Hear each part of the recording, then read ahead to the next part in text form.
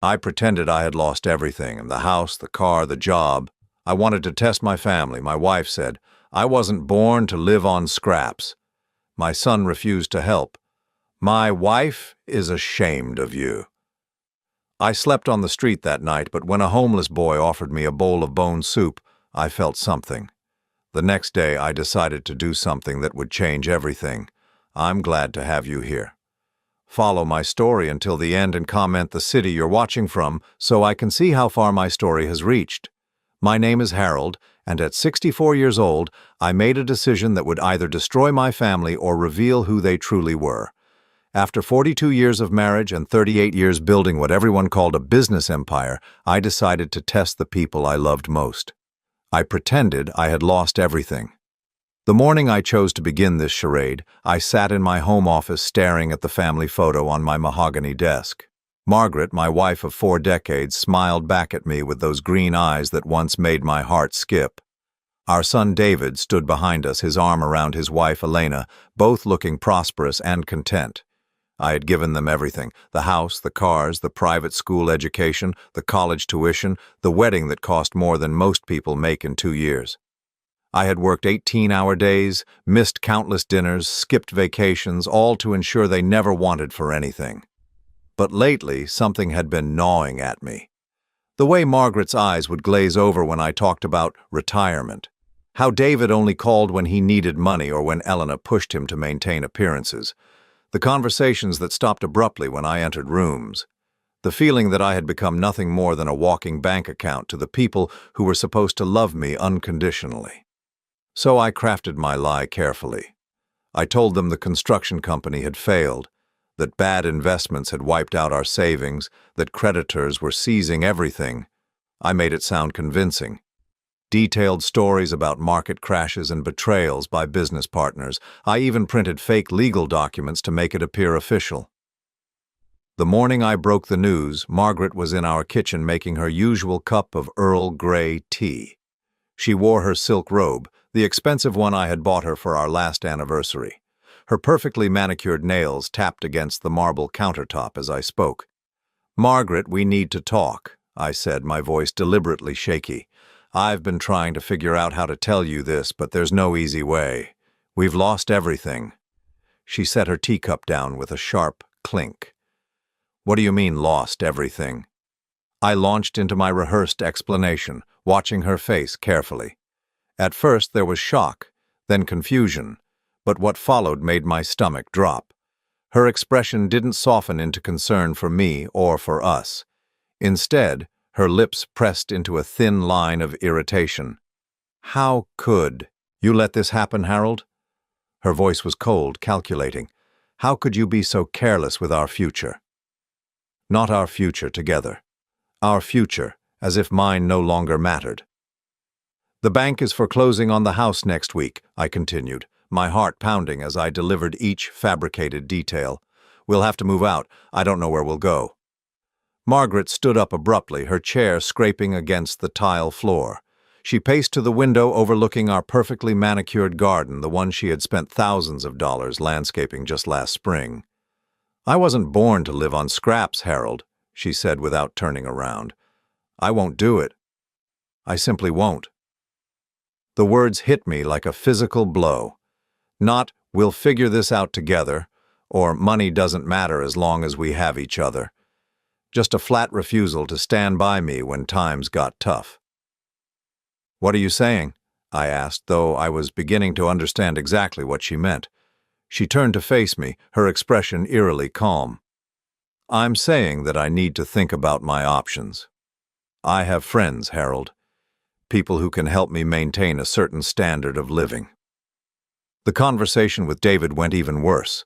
I called him that afternoon, asking if we could meet for lunch. He agreed reluctantly, claiming he was busy with work. We met at the diner where I used to take him as a child, back when a $5 meal felt like a special treat to him. David arrived 20 minutes late, checking his phone constantly as I explained the supposed financial catastrophe. When I finished, he leaned back in the booth and let out a long sigh. "Dad, I have to be honest with you," he said, not meeting my eyes. "Elena and we've worked really hard to build our reputation in this community. Her family has connections, important ones. If word gets out that you're financially unstable, it could really hurt us. I felt something crack inside my chest. Son, I'm not asking for your money. I'm just telling you what's happening to our family. David's jaw tightened. That's just it, Dad. Elena's embarrassed. She's worried about what people will think if they find out her father-in-law is broke. It reflects on us, you know. So what are you suggesting? He shifted uncomfortably, finally looking directly at me.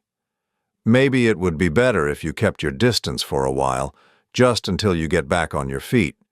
Elena thinks it might be best if we don't associate publicly. The words hung in the air between us like a death sentence. My own son, the boy I had coached in Little League, taught to drive, walked down the aisle at his wedding, was asking me to disappear from his life because my imaginary poverty might embarrass his wife. I see, I said quietly. And if I don't get back on my feet? If this is permanent? David's silence was answer enough. That evening I packed a single duffel bag with a few changes of clothes and left the house. Margaret was in the living room on the phone with someone, laughing softly. She didn't even look up when I walked past.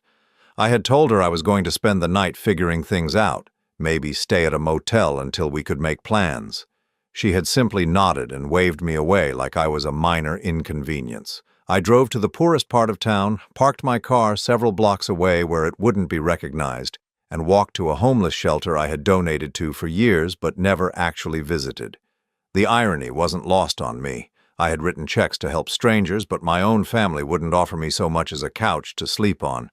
The shelter was full, and I found myself on the street for the first time in my life. I sat on a bench in a small park, my duffel bag clutched against my chest, and tried to process what had just happened. In the span of 12 hours, the two people I loved most in the world had essentially told me I was no longer welcome in their lives. The night air was cold, and I pulled my jacket tighter around me. A few feet away, a shopping cart rattled as an elderly woman pushed it slowly past, all her worldly possessions contained within its rusty frame. I wondered if this was my future now. Not because I was actually poor, but because the people who were supposed to catch me when I fell had instead stepped aside and let me hit the ground. As I sat there in the darkness, listening to the distant sounds of traffic and trying to understand how my life had unraveled so quickly, one thought kept returning to haunt me. Maybe I had never really known my family at all. The second night on the streets taught me more about human nature than 40 years in business ever had. I woke up on that park bench with my back screaming and my dignity in tatters, but something else had awakened in me too. A clarity I hadn't expected. I spent the morning walking through parts of the city I had driven past countless times but never really seen. The unemployment office, the food bank, the community center where people lined up for free meals. These weren't just statistics anymore. These were real people with real stories, and I was now one of them, at least in appearance. It was around noon when I met Tommy. I was sitting outside a convenience store trying to figure out my next move when this kid approached me. He couldn't have been more than 12 years old, wearing clothes that had seen better days and shoes with holes that let the cold seep through. His dark hair was uncombed and he had that look, the one kids get when they've had to grow up too fast. "Hey, mister," he said, his voice cautious but not unkind. "You look hungry." I was about to tell him I was fine, that I didn't need charity from a child, but something in his eyes stopped me. This kid understood hunger in a way I was only beginning to comprehend. "I'm okay, son," I said instead, "but thank you." Tommy studied me for a moment, then reached into a small backpack that looked like it had been rescued from a dumpster. He pulled out a thermos and a plastic spoon. "My mom used to make bone soup," he said, unscrewing the lid. "Before she got sick. I learned how to make it myself. It's not much, but it fills you up." The smell that rose from that thermos was unlike anything I had ever experienced. Not because it was particularly appetizing, it was thin and watery, but because it represented something I had forgotten existed. Pure, uncomplicated kindness. "I can't take your food," I protested. Tommy shrugged. "I got enough for both of us, Besides, my grandma always said food tastes better when you share it. We sat there on the sidewalk, passing that thermos back and forth like it was the finest meal money could buy. Tommy told me his story between sips. His mother had died of cancer 2 years ago. His father had never been in the picture. He had been bouncing between relatives who didn't want him and foster homes that were overcrowded and underfunded. "Most people look right through you when you're like this," he said, gesturing to his worn clothes. "Like you're invisible or something, but you see everything they don't want you to see." His words hit me harder than I expected. Here was this child who had every reason to be bitter and angry, sharing his only meal with a stranger. Meanwhile, my own family, people who had never known real hardship, had turned their backs on me the moment things got difficult. While Tommy and I shared that simple soup, I decided to check in on my family. Not to crawl back begging, but to see how they were handling my absence. What I discovered made my blood run cold. I drove past my house, our house, and saw Margaret's car in the driveway alongside one I didn't recognize. A black BMW with expensive rims. I parked down the street and watched as a man I had never seen before emerged from my front door. He was younger than me, well-dressed, confident. He kissed Margaret goodbye like he belonged there. The shock of it nearly made me sick. This wasn't a new development. The way they moved together, the casual intimacy. This had been going on for a while. Maybe years. I followed the BMW to an upscale coffee shop downtown and observed from my car as this stranger met with other people, conducting what looked like business meetings. Eventually, I worked up the courage to go inside and ask the barista about him. "Oh, that's Robert Mitchell," she said cheerfully. "He's a regular, real estate developer, I think, always talking about big deals and new projects." Robert Mitchell. The name rang a bell, but I couldn't place it immediately. Then it hit me. He was the developer who had tried to buy out several of my construction sites over the years. I had always refused his offers, considering them lowball attempts. Now he was in my house, kissing my wife. The revelation about Margaret was devastating enough, but what I discovered about David was even worse. I drove to his office building and waited in the parking garage until he came out for lunch. Instead of going to a restaurant, he went to a casino on the outskirts of town. I followed him inside, staying far enough back to avoid detection. What I saw made my heart sink. David wasn't there for a casual meal or entertainment. He was at the poker tables, and from the desperate look on his face and the stack of chips in front of him, this wasn't his first visit. I watched for over an hour as he lost hand after hand, his frustration growing with each failed bet. When he finally left, I heard him on the phone with someone.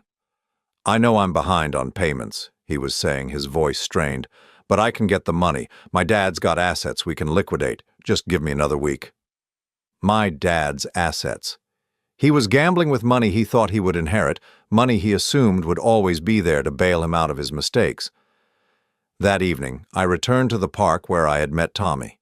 He was there again, setting up what looked like a makeshift camp behind some bushes. When he saw me, his face lit up. "Hey, soup guy," he called out. "How'd your day go?" I sat down beside him, feeling older than my 64 years. "I learned some things about my family today, things I wish I hadn't." Tommy nodded knowingly. "Yeah, families can be weird. Sometimes the people who are supposed to love you the most are the ones who hurt you the worst." "Is that what happened to you?" He was quiet for a moment, arranging his few possessions in his small space. "My uncle told me he'd take care of me after Mom died, but really he just wanted the Social Security money. When that ran out, he said I was too much trouble and dropped me off at a group home. Said it was temporary, but that was 8 months ago." I felt my chest tighten. Here was this child, abandoned by adults who should have protected him, and yet he had more compassion in his little finger than my entire family had shown me in decades. "Tommy," I said carefully, "what if someone wanted to help you? Really help you, not just for money or because they had to?" He looked at me with those wise, old eyes. I guess I'd wonder what they wanted in return. Adults always want something. His honesty was like a mirror reflecting all the transactional relationships I had built over the years. Even with my own family, everything had become about what I could provide, not who I was as a person. As we settled in for another night under the stars, I made a decision. Tomorrow I would begin gathering evidence about what Margaret and David were really up to. Not because I wanted to hurt them, but because I needed to understand the full scope of their betrayal, because something told me that what I had discovered today was just the beginning. The third day of my supposed downfall brought revelations that shattered everything I thought I knew about the people I had spent my life loving and protecting. What started as a test of their loyalty had become an excavation of lies. That ran deeper than I could have imagined.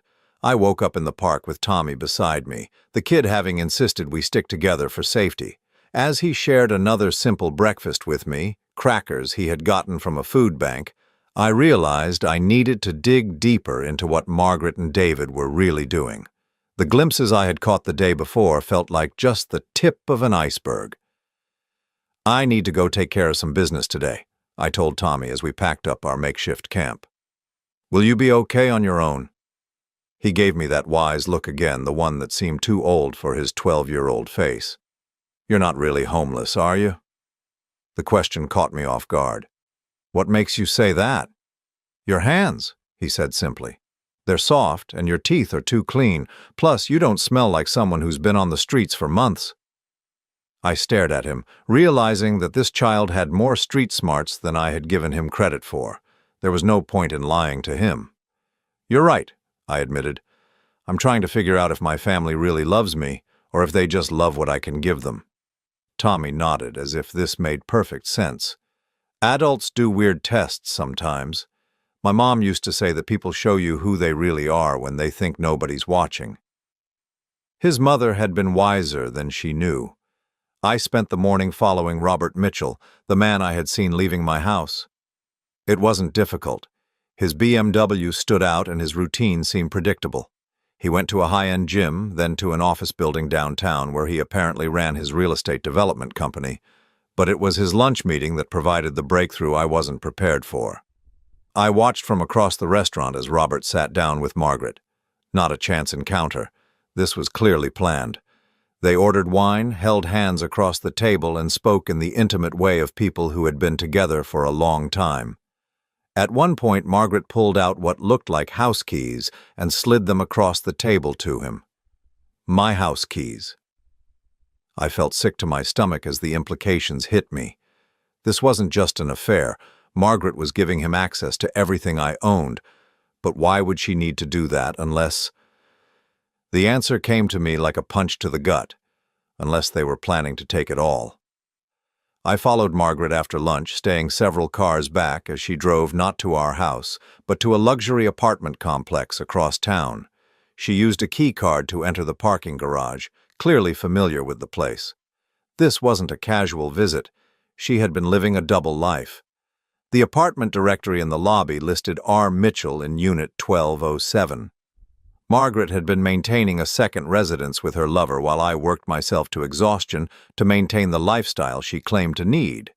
But the real shock came when I checked the apartment's lease information through a contact I still had at the property management company. The lease had been signed 8 years ago. 8 years. Margaret had been planning her exit from our marriage for nearly a decade, and I had been too blind to see it. That afternoon, I decided to investigate David's situation more thoroughly. If Margaret had been deceiving me for years, what had my son been hiding? I went to his office building and struck up conversations with people in the lobby, pretending to be a potential client looking for information about David's company. What I learned made my blood run cold. "Oh, David Hendricks," said a woman who worked for an accounting firm in the same building. "I heard his company's been having some serious cash flow problems. Word is, he owes money to some pretty dangerous people." Dangerous people? My son wasn't just gambling, he was in debt to loan sharks. I called an old friend who worked in banking and asked him to do some discreet checking on David's financial situation. What he told me a few hours later confirmed my worst fears. "Harold, I don't know what your son has gotten himself into, but his business accounts have been overdrawn repeatedly for the past 6 months. He's been taking cash advances on multiple credit cards, and from what I can see, most of that money has been going to casinos and offshore betting sites. How much are we talking about? I asked, dreading the answer. Conservative estimate? He's probably into debt for at least $200,000, maybe more. $200,000. Money he didn't have, borrowed against expectations of an inheritance he thought was guaranteed. But the conversation with my banker friend revealed something even more disturbing.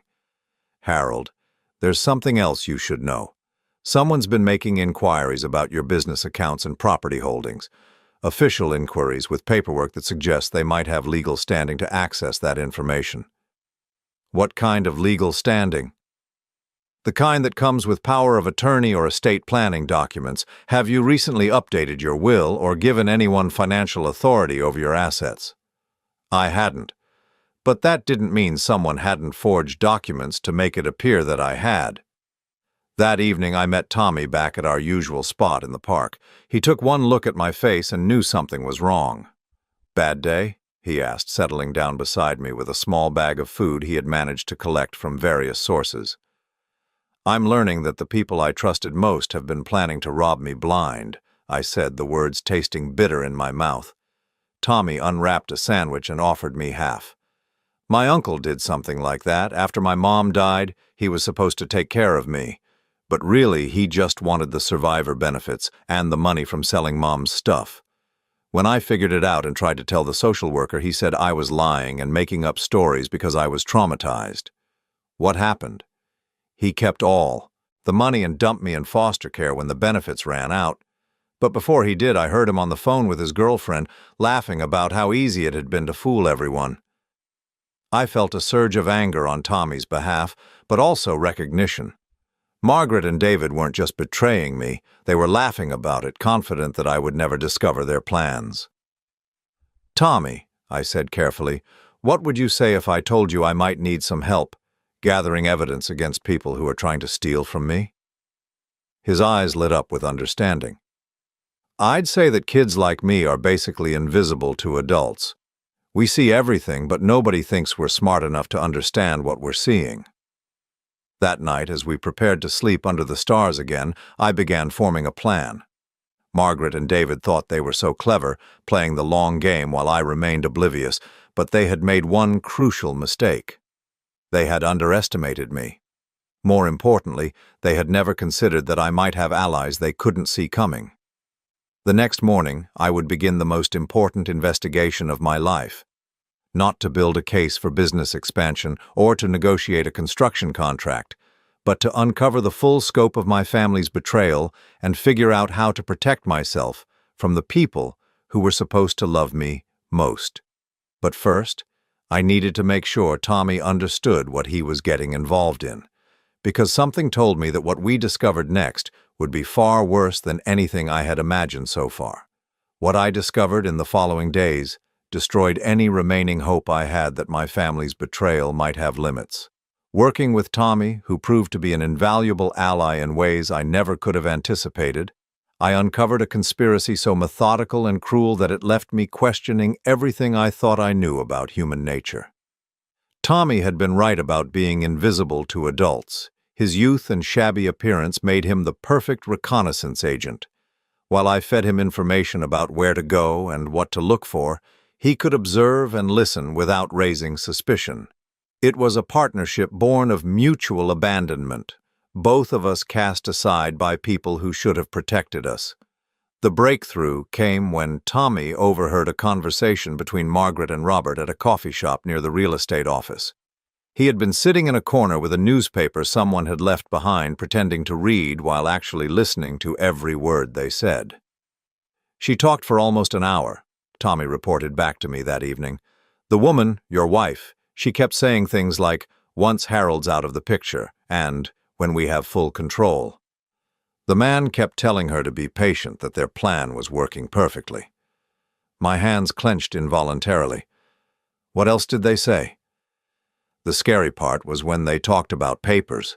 Legal papers. The woman said something about how Harold would never know what hit him, and that by the time he figured it out, it would be too late to stop them. Legal papers. The pieces were starting to come together in the most horrifying way possible. The next day, I took a risk and called my attorney, James Morrison, who had handled my business and personal legal matters for over 15 years. I told him I was conducting a confidential review of my estate planning and needed to know if anyone had been in contact with his office recently about my affairs. What he told me made my blood freeze. "Harold, that's strange that you ask. Just last week, I received a call from someone claiming to be your wife's attorney. They were inquiring about your will and asking about procedures for emergency power of attorney in cases of mental incapacity." Mental incapacity. They were asking very specific questions about what it would take to have someone declared unable to manage their own affairs. I told them I couldn't discuss your personal matters without your direct authorization, but they seemed to already know quite a bit about your financial situation. I felt the world tilt beneath me. "James, I need you to do something for me, and I need you to keep this completely confidential. I want you to check if any documents have been filed anywhere with my signature that I didn't actually sign." There was a long pause. "Harold, that's a very serious allegation. Are you suggesting someone might be forging your signature?" "I'm not suggesting anything yet. I'm asking you to investigate." 2 days later, James called me back with news that confirmed my worst fears. "Harold, we need to meet immediately. What I've found, you're not going to believe this." We met at a small diner on the edge of town, far from anywhere Margaret or David might expect to find me. James spread out a collection of documents on the table between us, his face grim. "Someone has been very busy with your paperwork," he said. "I found records of 3 separate legal filings that bear your signature, all of them dated within the past 2 months. My heart hammered against my ribs. "What kind of filings?" "The first is a revised will that leaves everything to your wife, with your son as executor. The second is a power of attorney document that gives your wife full control over your finances in case of mental incapacity. The third is a preliminary commitment order for a private care facility." I stared at the documents, recognizing my signature on each one even though I had never seen them before in my life. The forgeries were excellent. Whoever had done this had practiced extensively. "The commitment order is the most concerning," James continued. "It's a preliminary filing that would allow for emergency psychiatric evaluation and potential involuntary commitment if certain criteria are met." "What criteria?" "Basically, if 2 licensed physicians and a family member attest that you're a danger to yourself or others due to mental illness or cognitive decline, this document would fast-track your commitment to a facility." The room seemed to spin around me. They weren't just planning to steal my money. They were planning to have me declared insane and locked away. "James, how would something like this work in practice?" His expression was troubled.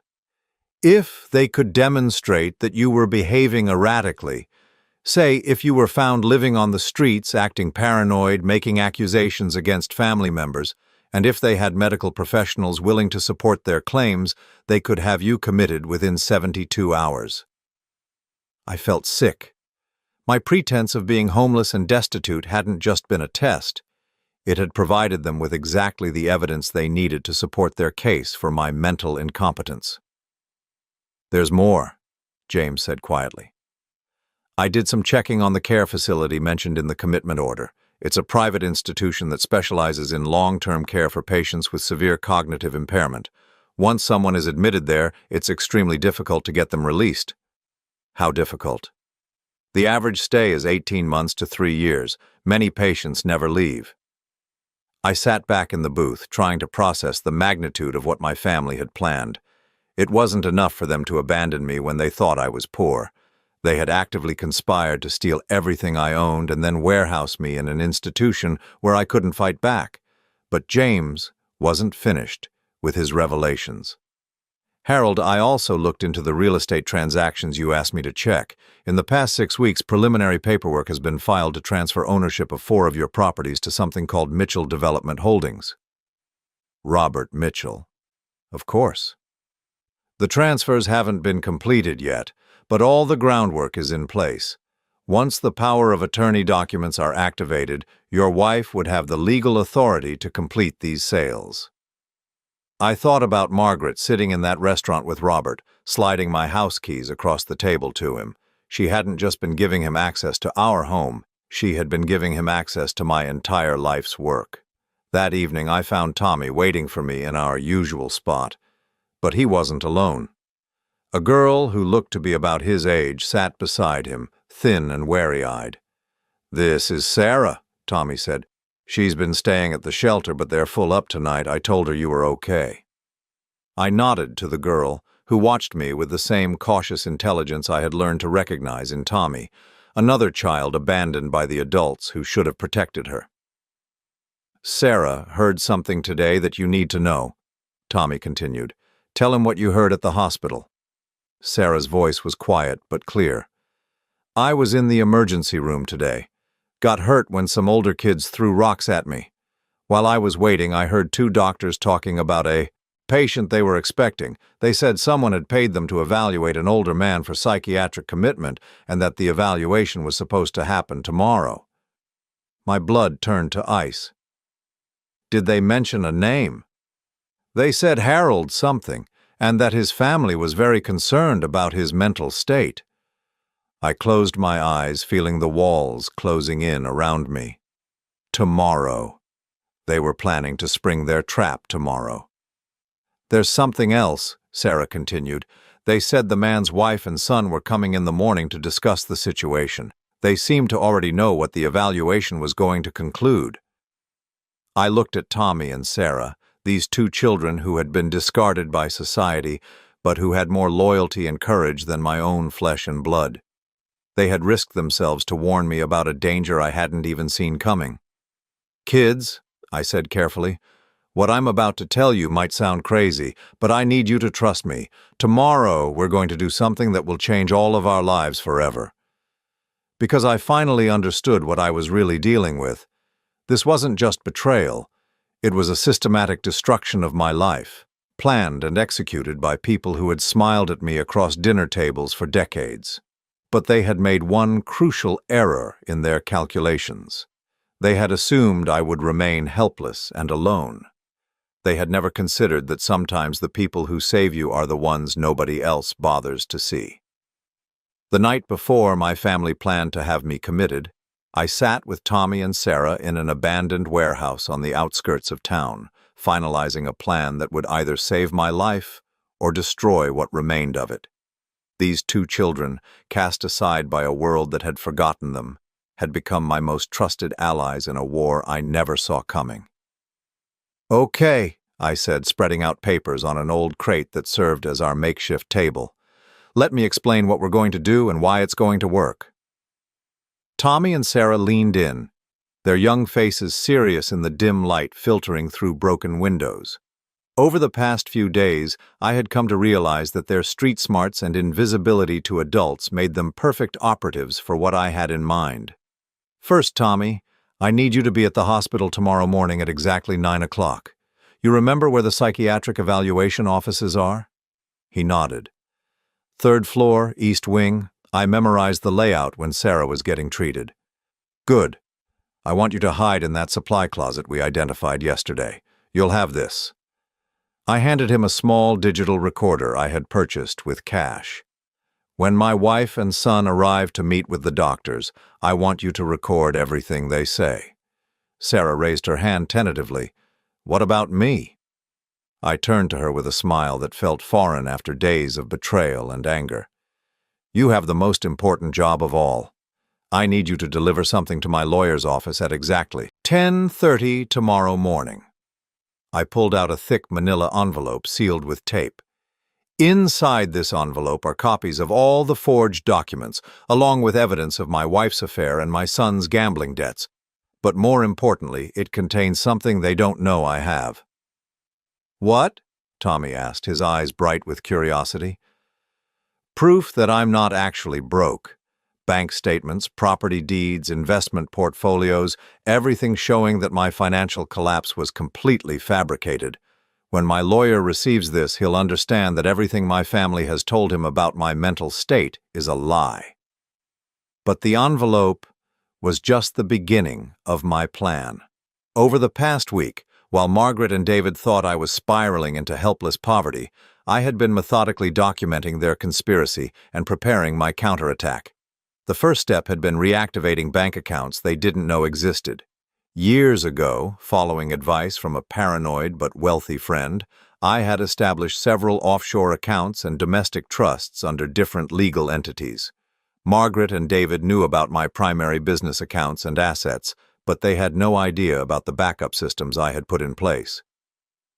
"Here's what they don't understand," I explained to Tommy and Sarah. "They think they've been so clever, slowly positioning themselves to take everything I own. But they've only been looking at about 60% of my actual wealth." Tommy whistled softly. "So you're like, secretly rich. More than that, I'm liquid. I can access cash and make transfers that they can't track or stop because they don't know those accounts exist." The second part of my plan involved turning their own conspiracy against them. With James Morrison's help, I had been building a legal case that would expose not just their fraud, but their intention to commit what amounted to kidnapping and theft on a massive scale. "The beautiful thing about their plan," I continued, "is that they've documented everything. Every forged signature, every illegal transfer, every bribe they paid to those doctors. There's a paper trail for all of it." Sarah looked confused. "But won't you get in trouble for lying about being poor?" I shook my head. "Pretending to be broke isn't illegal. Forging someone's signature on legal documents is. Conspiracy to commit fraud is. Bribing medical professionals to falsify psychiatric evaluations is.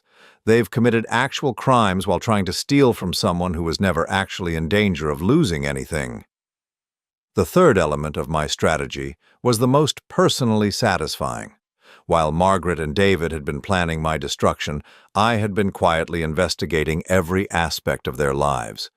What I had discovered gave me leverage they couldn't possibly have anticipated. "Tommy, remember when you followed Robert Mitchell to that construction site last Tuesday?" "Yeah, the one where he was yelling at the workers?" "I did some research on that project. Turns out Robert's company has been using substandard materials and cutting corners on safety inspections.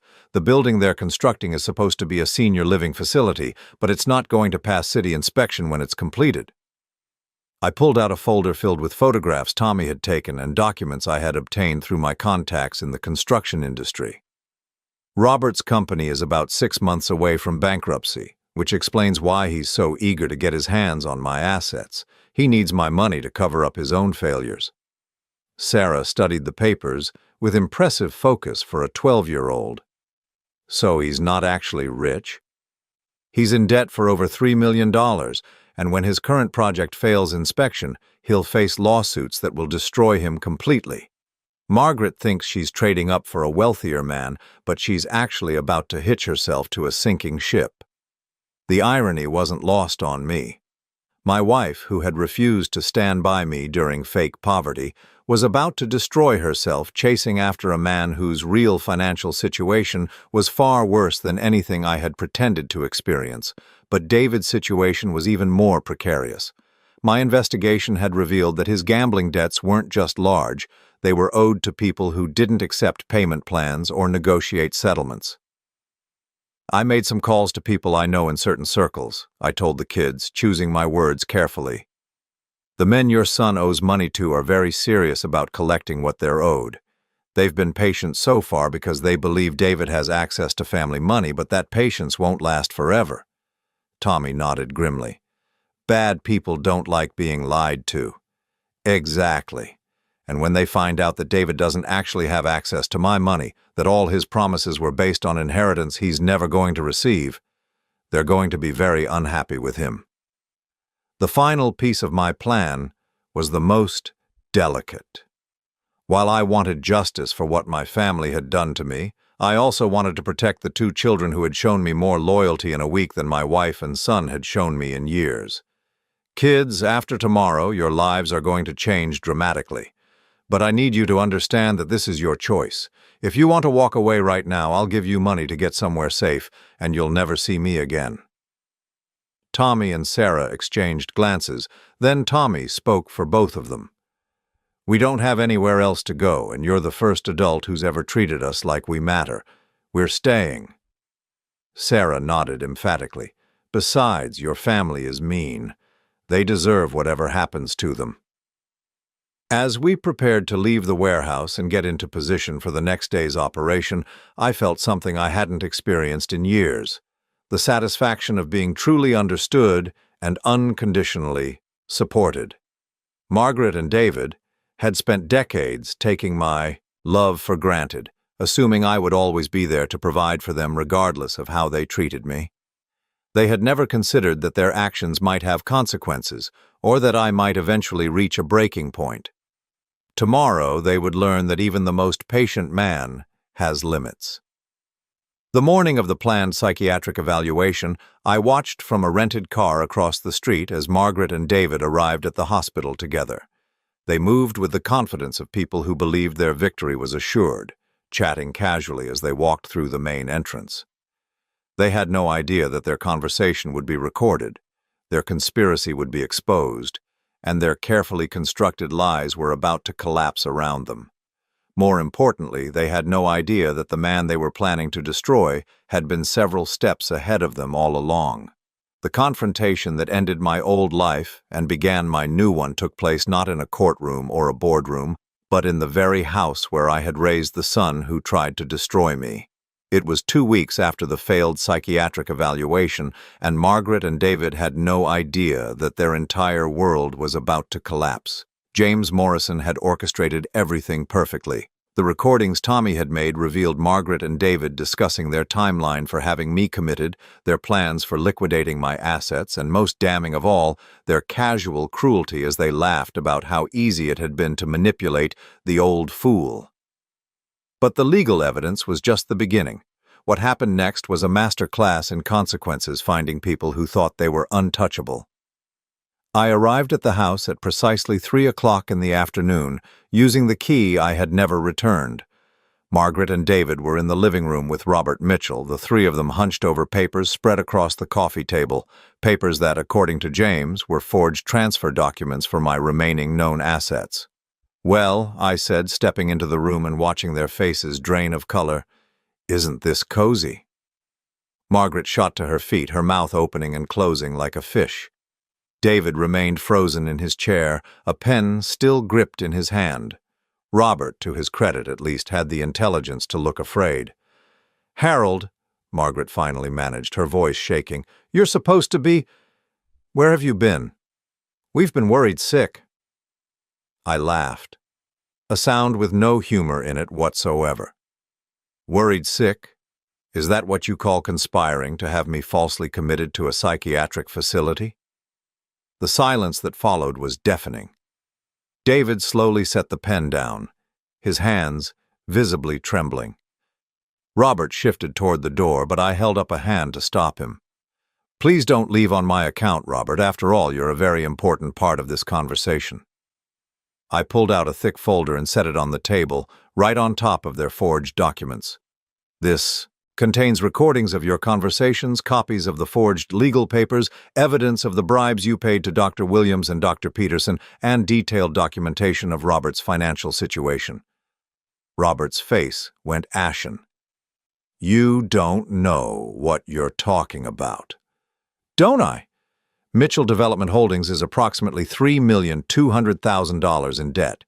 Your senior living facility project is using materials that won't pass inspection, and you've been falsifying safety reports for 8 months.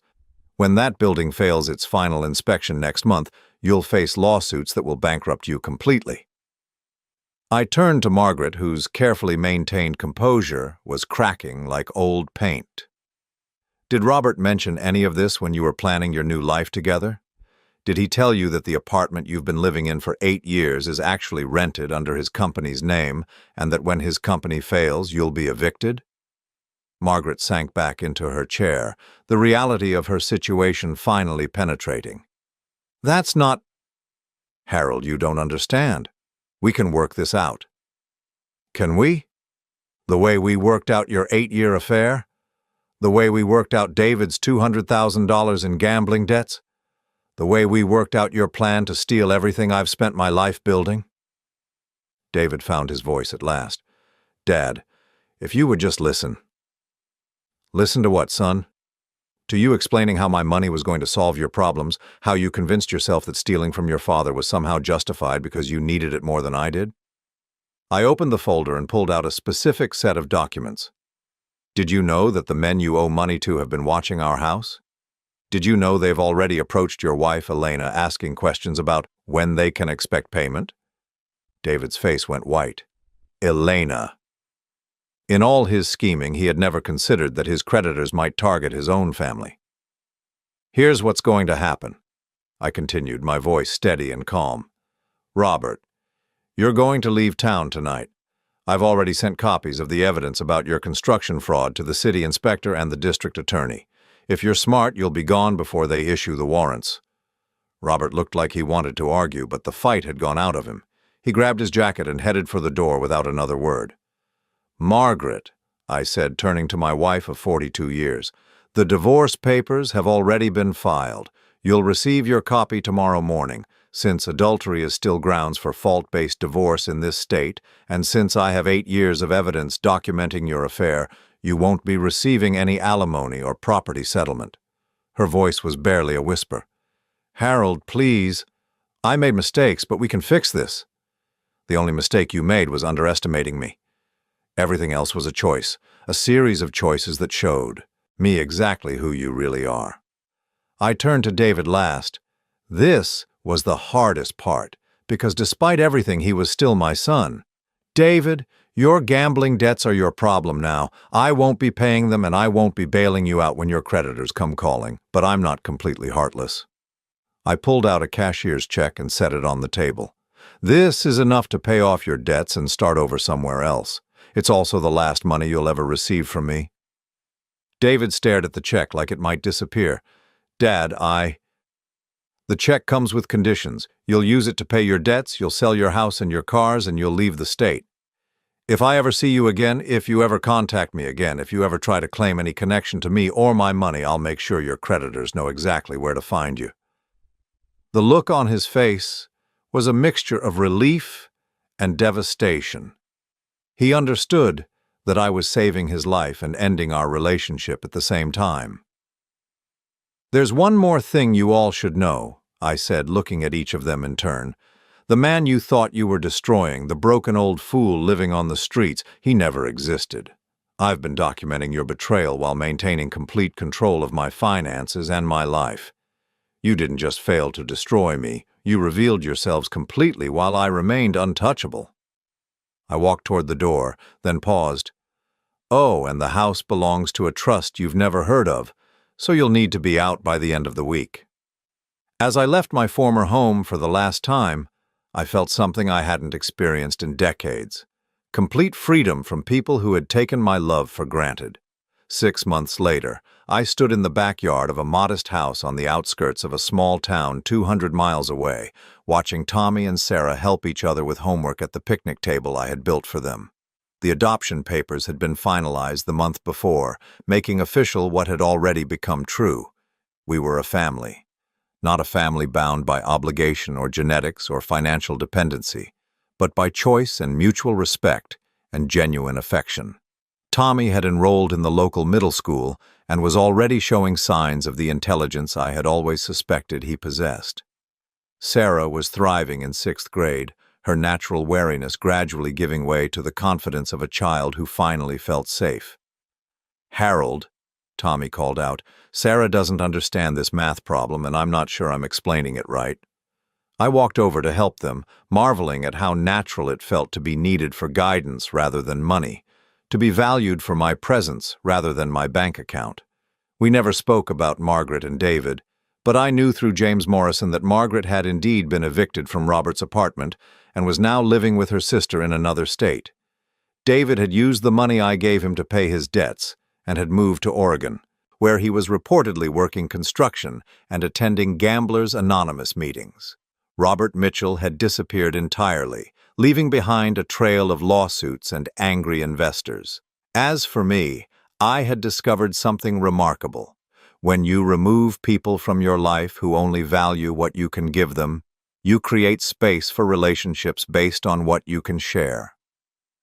That evening, as we sat around our dinner table, Tommy and Sarah chattering about their day at school, making plans for the weekend, arguing good-naturedly about what movie to watch, I realized that losing my family had been the best thing that ever happened to me. Because in losing them, I had finally found the love I had been searching for my entire life. Not the conditional, transactional love I had accepted for so many years, but the real thing.